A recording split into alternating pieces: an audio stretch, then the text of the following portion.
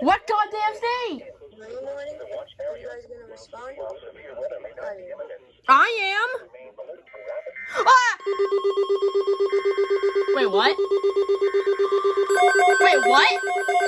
Wait, what? What? What? What? What the hell? The following is a severe thunderstorm watch. Did they expand it? Severe thunderstorm watch number 97 remains in effect until 6 p.m. Oh, they. Now includes the following. Oh, you gay ass. They expanded it.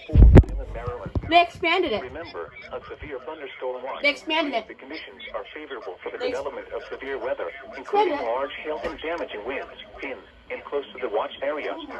While severe weather may not be imminent, persons If this is a double header for a marine warning, and listen for later statements and possible. so if this is going to be a double header, I swear, dude. Commercial radio and television outlets or internet sources. A double header with a severe thunderstorm watch Repeating, severe and a thunderstorm special watch number marine warning. 97 remains in I effect swear. until 6 p.m. and now includes the following marine locations: Chesapeake Bay North of Pools Island, Maryland. Oh. Say 3, 2, 1, go.